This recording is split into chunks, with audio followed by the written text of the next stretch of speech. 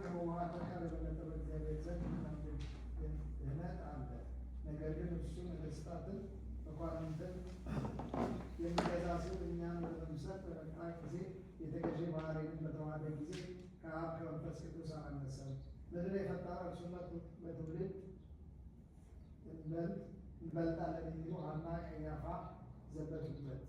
ፍጥረቱ ሁሉ የሚገዛ እርሱ የሚያርፍበትን ቦታ አላገኘም። በሥጋ በተወለደ ጊዜ ላሞች በሚያድሩበት በረት አስገኙት እንጂ የማይለወጥ ንጹሕ አካላዊ ቃል የሚለውን የሰውን ባህሪ ተዋህዶ የሰውን ሥራ ገንዘብ አደረገ። የነፍሱን ሥጋ እስከ መለየትም ደርሶ ትሕትናን አብዝቶ ሠራ። በነፍስ በሥጋ የሚፈርድ እርሱን ይሙት በቃ በሚፈረድበት አደባባይ አወጡት። የቃለ መላእክትን ሁሉ ፈጥሮ የሚገዛ እርሱ በኃጥአን እጅ ተያዘ።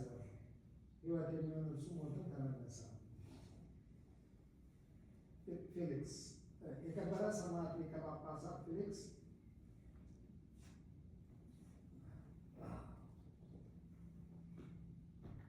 ምስጢረ ሥላሴን በምስጢረ ሥጋዌ ነገር በተናገረበት ድርሳኑ እንዲህ አለ።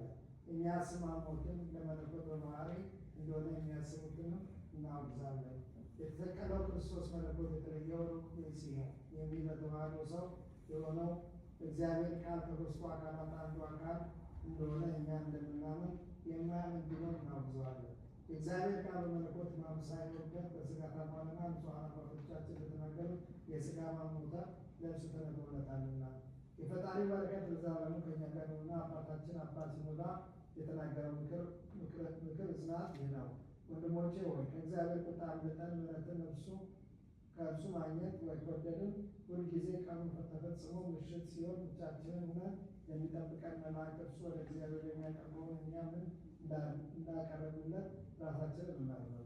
ሌሊቱን ተፈጽሞ ደግሞ ብርሃን ሲታይ ወደ እግዚአብሔር የሚያሳርግልንን የሚጠብቀን መልአክ ምን እንዳቀረቡለት ራሳችንን እንመርምር። በሕይወት ሥጋ ሳላችሁ አንዱም አንዱ በዚህ ሁሉ አትሰናከሉ። ወንድም ቢሆን ወይም ሴትም ታናሽ ቢሆን ወይም ታላቅ በአብ በወልድ በመንፈስ ቅዱስ ስም በተጠመቀ ጊዜ ሥራውን የሚያሳርግ በቀና ሌሊት እስከ ዕለተ ሞቱ የሚጠብቀው መልአክ ይታዘዝለታል። የምንሠራው ሥራችንን እግዚአብሔር የማያውቅ ሆኖ አይደለም፣ እርሱ ሥራችንን ሁሉ ያውቃል። በነቢይ የእግዚአብሔር ዓይኖች ክፉ በጎን የሚሰሩ ሰዎች ነው ተብሎ እንዲህ ተጽፏልና። ሁሉን የፈጠረ እግዚአብሔር ሕይወትን ይወርስ ዘንድ ስላላቸው ሰዎች መላእክትን አገልጋዮችን አድርጎ ሾሟቸዋል እንጂ። ይህ ምክር እዝናት አባታችን አባ ሲኖዳ ስለ ነፍሳችን ድነት የተናገረው ነው። ልዩ ሦስት የሆነ ለእርሱ ዛሬም ዘወትርም ለዘላለም ክብር ምስጋና ይሁን፣ አሜን።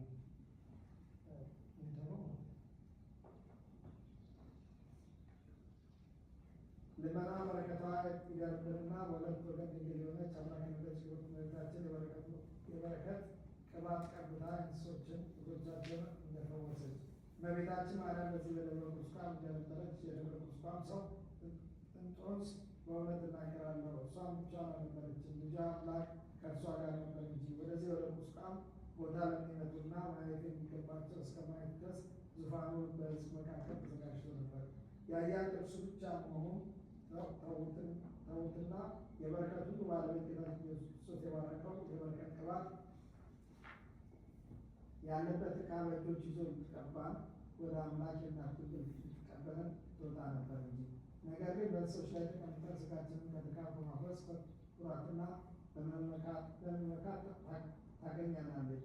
የአምላክ እናት ግን እንስሶቹን በላያቸው ተቀምጠው ከሚገልጧቸው ሰዎች እንደደከሙ ተመልክታ የልቡን አበባ ያላት እመቤታችን ማርያምን የበረከቱን ቅባት እስከ እግራቸው ድረስ እንስሶቹን ቀባቻቸው። አምረው ሌላቸው እንስሶችም ኃይል ብርታትን ሰጠቻቸው። እመቤታችን ማርያም ሆይ በኃጢአተኞችና በአመንዝራዎች ላይ በችግረኞችና በታካቶች ላይ ስፍር ቁጥር የሌላቸው የቸርነትሽን ዜና ምንኛ ድንቅ ነው። ጣዕምሽ ያወቁና በፍቅርሽን የጸንተው የሚኖሩ ክቡራን ናቸው። ሁላችንም ስለ አንቺ በሕይወት እንኖራለን። ረድኤትሽን ያገኘን ዘንድ በፍጹም ልቡና በፍጹም ኃይሉ በፍጹም እውቀቱ አንቺን የተከተለ ታምራትሽን በእንስሶች ላይ እንደተገለጸ ያመነ የተመሰገነ ነው። በረከትሽና ጸሎትሽ ከእኛ ጋር ዘላለሙ ይኑር፣ አሜን።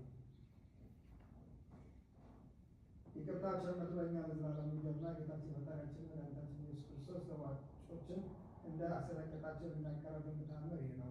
ጌታ ኢየሱስ ወደ ቤተ መቅደስ በገባ ጊዜ የኢየሩሳሌም ሰዎች ሁሉ ፍርሃትና መንቀጥቀጥን ያዛቸው። የሚሸጡ የሚገዙ የሚቀርጡ በመቅደሱ ቅጥር ግቢ ውስጥ ከጌታ ኢየሱስ ክርስቶስ ፊት የተነሳ ተሸሸጉ። ከገመድ የተሰራ አለንጋ ይዞ እየገረፈ ከምኵራብ አባረራቸው። የተረዋጮችንም ግንባራቸውን ገለበጠ፣ በምኵራብም አስወጣቸው። ቤቱ የጸሎት ቤት ይባላል፣ እናንተ ግን የሌባ ዋሻ የቀማኛ ጋሻ አደረጋችሁ አላቸው። ይቅርታው ቸርነቱ